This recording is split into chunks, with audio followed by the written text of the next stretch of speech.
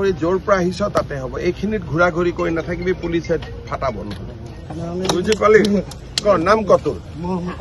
তোৰ নাম কি দালাল বিলাকক তই ক'ৰ পৰা পাইছিলি এইখিনি মাটিত যাতে কোনো নবহে হা য'ত থাকিবি মোক এপ্লাই কৰিবি জোৰ পৰা আহিছ তাতে মই থকাৰ ব্যৱস্থা কৰিম কিন্তু ইয়াতে ঘূৰা ঘূৰি কৰি নাথাকিবি কিমান পুলিচ আৰে সৰু ল'ৰা যি কৰিম মই কৰি আছো না তই লিষ্ট বনা কিন্তু এইবিলাক কৰি জোৰ পৰা আহিছ তাতে হ'ব এইখিনিত ঘূৰা ঘূৰি কৰি নাথাকিবি পুলিচে ফাটাব বুজি পালি ক নাম কত তোৰ নাম কি দালাল বিলাকক তই ক'ৰ পৰা পাইছিলি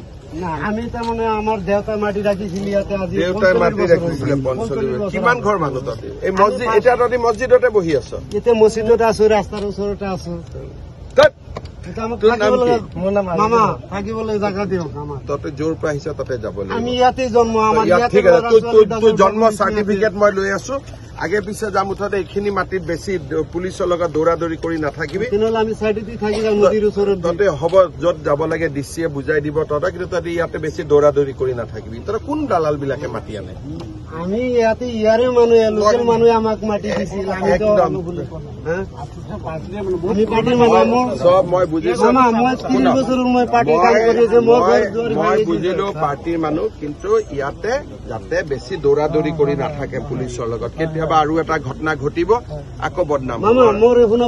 হ'ব মই সোণাপুৰ পাথাৰত ঘৰ যদি এটা কিয় আহিলি মৰিবৰ কাৰণে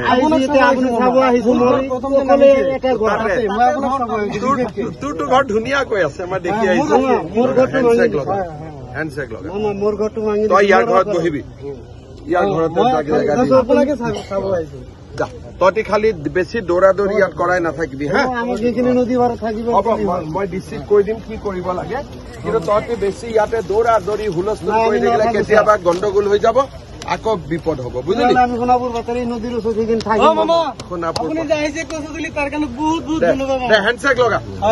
হেণ্ডছেক লগা ওচৰৰ পৰা চোৱাইছে আছিল চালো